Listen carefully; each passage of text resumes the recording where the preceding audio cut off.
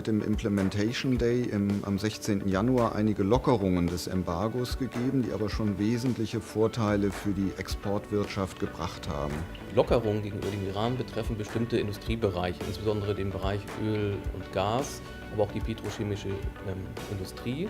Ein anderer Bereich, der von den Lockerungen betroffen ist, ist eben der Bereich der Geldtransfers. Da gab es weitreichende Melde- und Genehmigungspflichten in Deutschland gegenüber der Deutschen Bundesbank.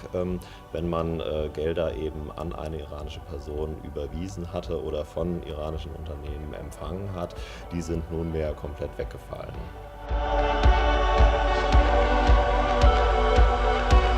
Sanktionen, die fortbestehen, betreffen insbesondere Güter aus dem Dual-Use-Bereich, die also verwendet werden können für Nuklearforschung, für den Aufbau von Rüstungsindustrie, von Waffen, Raketentechnologie. All das ist gelistet und unterliegt weiterhin Beschränkungen. Und das kann im Einzelfall auch Auswirkungen auf zivile exportierende Unternehmen haben. Da muss man sehr, sehr vorsichtig sein und muss man sich innerbetrieblich darauf einstellen. Also mit einer vollständigen Aufhebung der Iran-Sanktionen ist absehbar nicht zu rechnen.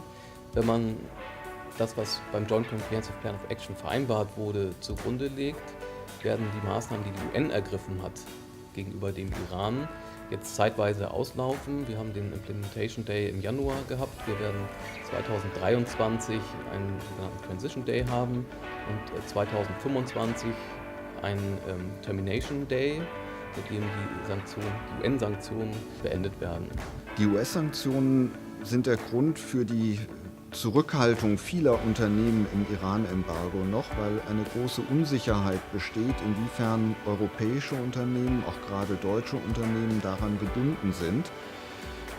Und die US-Sanktionen bewirken, dass viele Banken aus Furcht vor den Strafen, die in den USA verhängt werden, nach EU-Recht erlaubte Geschäfte nicht durchführen im Moment. Also insofern beschränken die US-Sanktionen den Handel faktisch sehr, sehr stark.